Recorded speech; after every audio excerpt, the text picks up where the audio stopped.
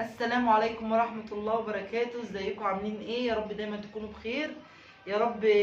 كده كل اللي محققش حاجة تتحقق له يا رب في الشهر الكريم، كل اللي بيتمنى حاجة تتحقق له يا رب، وانا منكم. ويا رب تنجح ولادنا كلهم يا رب في الترم دوت بأعلى الدرجات وأعلى الشهادات يا رب. احلى دعوة ربنا بيستجابها ليا قبل المغرب على طول دوت، قبلها بنص ساعة. النهارده انا عامله بقى فطار ايه بقى؟ طبعا الرز بشعريه اهوت، عشان انا عامله طبيخ وبطاطس مطبوخه اللي هي مكعبات بصلصه، ودي اجنحه والعصير الفراوله. يلا نقول بسم الله.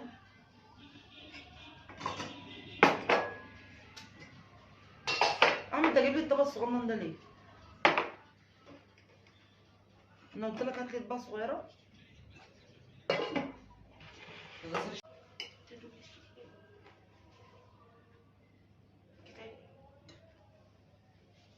الو، كفايه كفايه دول؟ اقل من دول شيلي معلقه. وانا بقى بس اللي عنده 6 شهور باكل اكتر من كده يا ماما.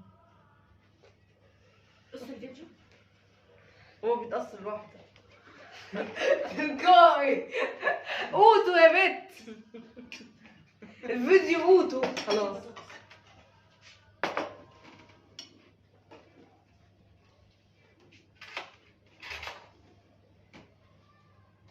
انا مش عارفه اعمل ايه اكتر من كده، عامله ربع كيلو رز، اكتر من كده اعمل ايه؟ خدي. والله العظيم ما بيفيد.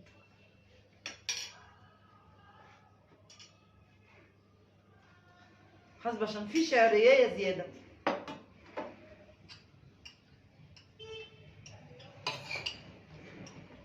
انت عارفه انا الرز ده انا عاملاه بايه؟ بالسمنه البلدي، بالسمنه البلدي. خدي معلقه كمان. عشان السمنه البلدي، والله العظيم السمنه البلدي يعني سبحان الله.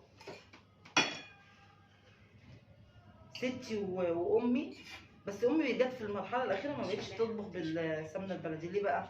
عشان بقى يخافوا من الكوليسترول والحاجات دي والشرايين والقلب والكلام ده. بس كنا طول عمرنا بناكل بالسمنه البلدي،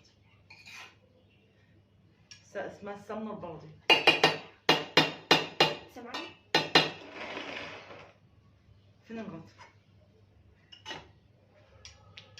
انا عارفه انا اجيب الطبق ده ليه؟ عشان داخل لك فيه البطاطس، عشان انت مش عايز بطاطس على الايه؟ على القرص. الايه؟ على القرص. عايز طبق ايه كمان؟ طيب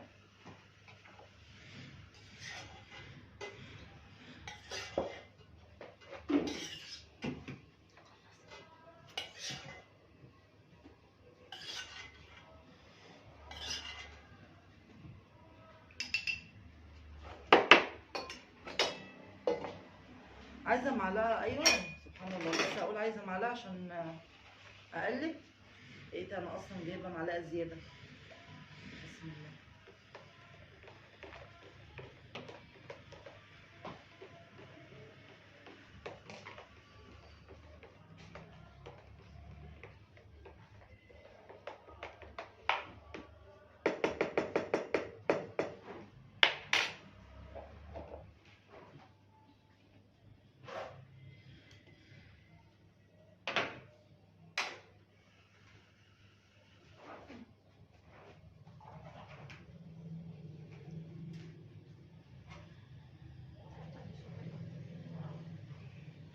مش كتير والله، مش سكر كتير. وبكده نكون خلصنا الفطار بتاعنا النهارده، والمغرب هيدنا اهو. كل سنه وانتم طيبين يا رب. وما تنسوش تعملوا لنا سبسكرايب للقناه واللايك الجميل اللي بيفرحني والله. واشوفكم على خير، والسلام عليكم ورحمه الله وبركاته.